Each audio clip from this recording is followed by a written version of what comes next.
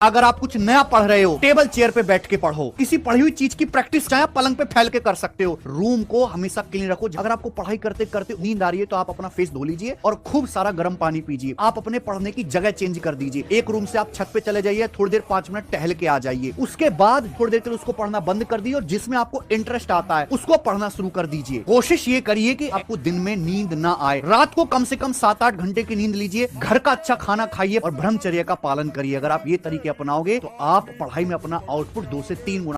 विजयी वही होता है जो रात दिन अपने को कूड़ा कर दे, मेहनत करके अपने को कूड़ा कर दे, वही हीरा बन के चमक जाता है।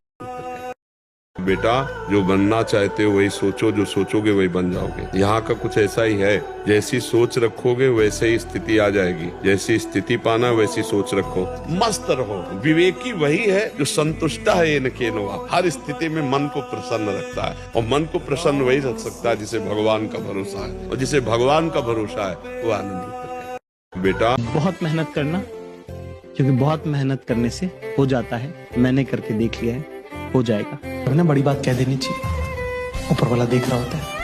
आप जैसे कहते हो ना वैसे ही होता है। एक आदमी लगता है, एक आदमी पूरे खानदान की गुर्बत को बदल सकता है ना। और आप में अगर वो एक आदमी बनने की हिम्मत है तो उठाइए। आज 6 घण्टा पढ, नत्र भोलि 13 घण्टा मजदुरी गर्नुपर्छ। पढाइ केवल बोझ होइन, स्वतन्त्रताको चाबी हो। आज किताब भारी लाग्न सक्छ, तर भोलि इँटा, गिट्टी, घाम र पसिनाले कति भारी हुन्छ भन्ने गरिबीले सिकाउँछ। आज आँखा पोल्ने गरी पढेनौ भने भोलि घाम पोल्ने गरी काम गर्नुपर्छ। आज थोरै दुःख मानेनौ भने भोलि जिन्दगीभरि ठुलो दुःख सहनुपर्छ। पढाइले पैसा मात्र होइन, आवाज दिन्छ।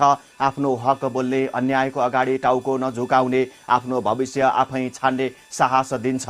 मजदुरी लाज होइन, तर मजदुरी बन्नु पीडादायक हो। पढाइ त्यही बाटो हो जहाँ मान्छे मजदुरीबाट स्वतन्त्रतामा पुग्छ। आज तिमी पढाइबाट भाग्यौ भने भोलि भाग्य तिमीबाट भाग्नेछ। आज तिमीले किताब समायौ भने भोलि संसार तिमीलाई समाउनेछ। पढाइले हातमा कलम दिन्छ, मस्तिष्कमा चेतना दिन्छ र आत्मामा आत्मसम्मान भरिदिन्छ। यसैले सम्झ, आजको 6 घण्टा पढाइ भोलिको 13 घण्टा दासत्वबाट मुक्तिको बिउ हो। थाक्दा पनि पढ, हार्दा पनि पढ, किनकि पढाइ आराम होइन, मुक्तिको युद्ध हो।